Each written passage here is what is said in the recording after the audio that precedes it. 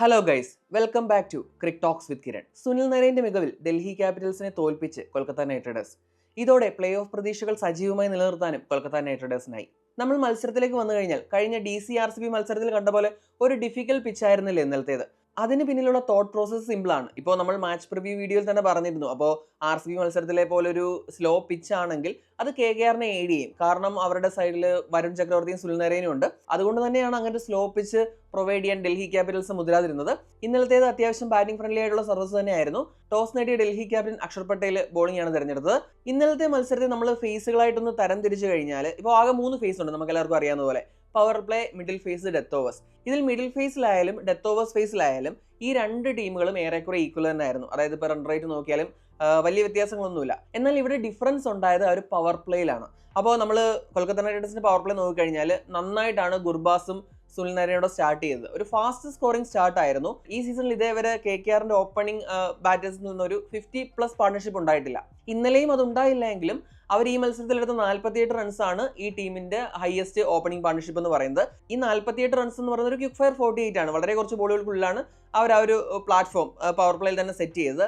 അതിൽ ഗുർബാസ് 12 ബോളിൽ 26 റൺസാണ് എടുത്തത്. ഇനി സുനിൽ നരേന്റെ കാര്യം പറഞ്ഞു കഴിഞ്ഞാൽ 16 ബോളിൽ 27 റൺ എടുത്തു. ഇനി വൺ ഡൗൺ ആയിട്ട് വന്ന രഹാനയുടെ കാര്യം പറഞ്ഞാൽ രഹാന ടോട്ടൽ എടുത്തത് 14 പന്തിൽ 26 റൺസാണ്. പിന്നെ സുനിൽ നരേൻ ഇത്തവണ പവർ പ്ലേയിൽ പുറത്തായതുമില്ല. അതുകൊണ്ട് തന്നെ അക്ഷർ പട്ടേൽ മിച്ചൽ സ്റ്റാർക്കിന്റെ 3ാമത്തെ ഓവറും പവർ പ്ലേയിൽ തന്നെ യൂസ് ചെയ്തു. അത് ഫലം കണ്ടില്ല എന്നത് മറ്റൊരു കാര്യം. എന്തായാലും സുനിൽ നരേന്റെ ഒരു പ്രസൻസ് ഉള്ളതുകൊണ്ടാണ് മിച്ചൽ സ്റ്റാർക്കിന്റെ 2 ഓവർ നമ്മുടെ ഡെത്ത് ഓവേഴ്സിലേക്ക് മാറ്റി വെക്കാതെ ഒരു ഓവർ പവർ പ്ലേയിൽ യൂട്ടിലൈസ് ചെയ്യേണ്ടി വന്നത്. അങ്ങനെ വന്നപ്പോഴേക്കും KKR പവർ പ്ലേയിൽ 79 റൺസാണ് എടുത്തത്. ഒരു വിക്കറ്റ് മാത്രമേ നഷ്ടപ്പെട്ടുള്ളൂ. അവരുടെ പവർ പ്ലേയിലെ റൺ റേറ്റ് എന്ന് പറയുന്നത് 13.16 ആണ്. ഇനി പവർ പ്ലേ കഴിഞ്ഞിട്ട് വിപ്രശ് നിഗം ബോൾ ചെയ്യാൻ വന്നു. ഞാൻ എന്റെ പല വീഡിയോയിലും പറഞ്ഞിട്ടുണ്ട്, എന്നെ ഏറ്റവും കൂടുതൽ എക്സൈറ്റ് ചെയ്ത യങ് പ്ലേയേഴ്സിൽ ഒരാളാണ് വിപ്രശ് നിഗം എന്ന് പറയുന്നത്. വിപ്രശ് വന്നിട്ട് ആദ്യത്തെ ഓവറിൽ തന്നെ സുനിൽ നരേനെ പുറത്താക്കി. 8ാമത്തെ ഓവറിൽ അക്ഷർ പട്ടേലിന്റെ ബദൽ അജിങ്ക്യ രഹാനെയും പുറത്തായി. അപ്പോൾ പിന്നെ ക്രീസിൽ ഉണ്ടായിരുന്നത് ആംഗ്രിഷ് രഘുവംശിയും റിങ്കു സിംഗുമാണ്. ആംഗ്രിഷ് രഘുവംശി ഈ സീസണിൽ നല്ല ടച്ചിലുള്ള പ്ലെയർ ആണ്. അപ്പോൾ ഇന്നലെയും ആ ഒരു ഡീസന്റ് ഫോം തുടർന്നു. അതുപോലെ തന്നെ റിങ്കു സിംഗും നല്ലൊരു ഡീസന്റ് ഹാൻഡ് ആണ് പ്ലേ ചെയ്തത്. അപ്പോൾ അങ്ങനെ വന്നപ്പോഴേക്കും അവർ മിഡിൽ ഓവേഴ്സിൽ എടുത്തതെന്ന് പറഞ്ഞു കഴിഞ്ഞാൽ 80 റൺസാണ്. ആ ഒരു ഫേസിലെ റൺ റേറ്റ് എന്ന് പറയുന്നത് 8.89 ആണ്. 3 വിക്കറ്റ് അവർക്ക് നഷ്ടമായി. ഇതിനിടയ്ക്ക് കുറച്ച് ക്വയറ്റ് ഓവേഴ്സ് വന്നെങ്കിലും റിങ്കു സിംഗിന് കുൽദീപ് യാദവിനെ ഒരു ഓവറിൽ നന്നായിട്ട് അറ്റാക്ക് ചെയ്യാനായി. അങ്ങനെ വന്നപ്പോഴേക്കും അവരുടെ ടോട്ടൽ റൺ റേറ്റ് 10ന് മുകളിൽ ഉയർത്താൻ ഇവർക്കായി. അപ്പോൾ ഈ ഒരു ഫേസിൽ 8.89 ഉള്ളെങ്കിലും പവർ പ്ലേയിൽ വന്ന ആ ഒരു സ്കോർ കൊണ്ട് ടോട്ടൽ റൺ റേറ്റ് 10ന് മുകളിൽ തന്നെയായിരുന്നു. ഇനി ഡെത്ത് ഓവേഴ്സിലേക്ക് വരുമ്പോൾ ഇവർക്ക് ഈ പവർ പ്ലേയിലായാലും മിഡിൽ ഫേസിലായാലും ഇവർ ഈ സെറ്റ് ചെയ്ത പ്ലാറ്റ്ഫോം വെച്ചിട്ട് പുഷ് ചെയ്യാൻ കഴിയാതെ പോയി. ഇപ്പോൾ അവസാന 5 ഓവറിൽ അവർ നേടിയത് 45 റൺസ് മാത്രമാണ്. 5 വിക്കറ്റും ആ സമയത്ത് വീണു. അപ്പോൾ ഡൽഹിയുടെ നല്ലൊരു ഫൈറ്റ് ബാക്ക് ആയിരുന്നു. അതായത് ഒരു ഘട്ടത്തിൽ 220ന് മേളിൽ പോകുമെന്ന് തോന്നിച്ച സ്കോറാണ് അവരൊരു 204 ഒതുക്കിയത്. ഇപ്പോൾ രഘുവംശിയുടെ കാര്യം പറഞ്ഞാൽ രഘുവംശി 44 റൺസ് എടുത്തു, റിങ്കു സിംഗ് 36 എടുത്തു. അത് കഴിഞ്ഞിട്ട് നോക്കിയാൽ ആന്ധ്ര റസലിനായാലും റോമാൻ പവലിനായാലും അനുകുൽ റോയ്ക്കായാലും കാര്യമായിട്ടൊന്നും ചെയ്യാൻ കഴിഞ്ഞില്ല. പിന്നെ ലാസ്റ്റ് ഓവറിൽ സ്ട്രൈക്ക് നേടാനുള്ള ശ്രമത്തിനിടയിൽ ആന്ധ്ര റസൽ റൺഔട്ടായി. പിന്നീട് ഇതിനിടയിൽ പറയാൻ വിട്ടുപോയതെന്ന് വെച്ച് കഴിഞ്ഞാൽ വെങ്കടേഷ് അയ്യർ വീണ്ടും ഒരു മത്സരത്തിൽ കൂടെ ഫെയിലായി. 5 പന്തിൽ 7 റൺസ് മാത്രമാണ് വെങ്കടേഷ് അയ്യർ എടുത്തത്. അത് മിഡിൽ ഓവേഴ്സിൽ പോയ വിക്കറ്റാണ്, അത് ഞാൻ പറയാൻ വിട്ടുപോയതാണ്. അപ്പോൾ വെങ്കടേഷ് അയ്യറിന്റെ സൈഡിൽ നിന്ന് ഒരു ഫെയിലിയർ കൂടി വന്നു.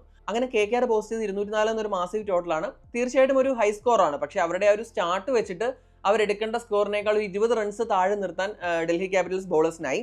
ഇനി അവരുടെ ബോളേഴ്സിന്റെ കാര്യം നോക്കിക്കഴിഞ്ഞാൽ മിച്ചൽ സ്റ്റാർക്ക് 4 ഓവറിൽ 43 റൺസ് കൊടുത്ത് 3 വിക്കറ്റ്. അപ്പോൾ തുടക്കത്തിൽ എക്സ്പെൻസീവ് ആയെങ്കിലും ഡെത്തിൽ അവസാന ഓവറിൽ ശക്തമായിട്ട് തിരിച്ചു വരാൻ മിച്ചൽ സ്റ്റാർക്കിനായി. ചമീര എക്സ്പെൻസീവ് ആയിരുന്നു. 3 ഓവറിൽ 46 റൺസ് കൊടുത്ത് 1 വിക്കറ്റ്. അതിൽ ലാസ്റ്റ് ഓവർ ഡീസെന്റ് ആയിട്ടാണ് എറിഞ്ഞത്.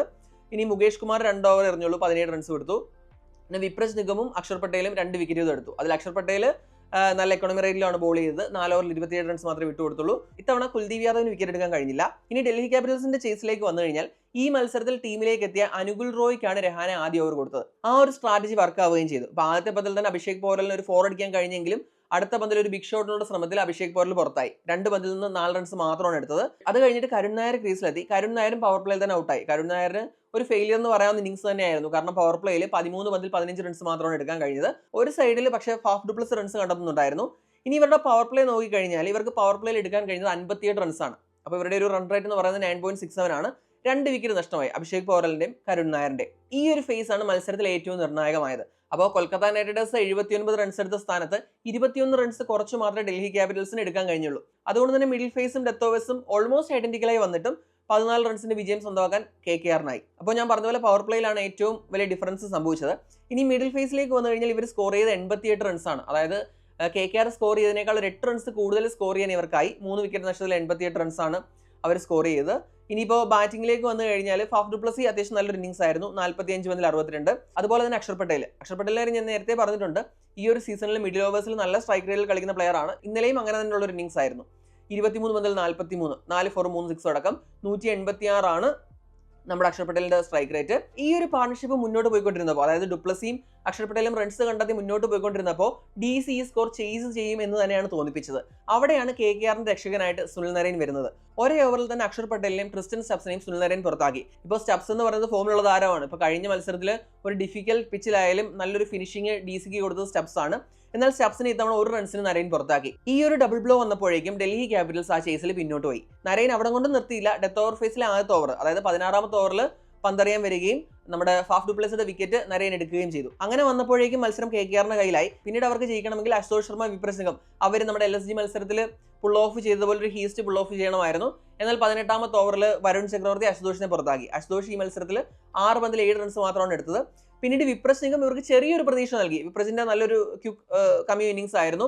19-38 റൺസ്, 5 4 2 6 അടക്കം 38 റൺസ് എടുത്തെങ്കിലും ഇവരെ ഒരു ഫിനിഷിംഗ് ലൈനിലേക്ക് എത്തിക്കാൻ വിപ്രജിന് കഴിഞ്ഞില്ല. അവസാന ഓവറിൽ റസലിന്റെ പന്തിൽ പുറത്താവുകയാണ് വിപ്രജ് ചെയ്തത്.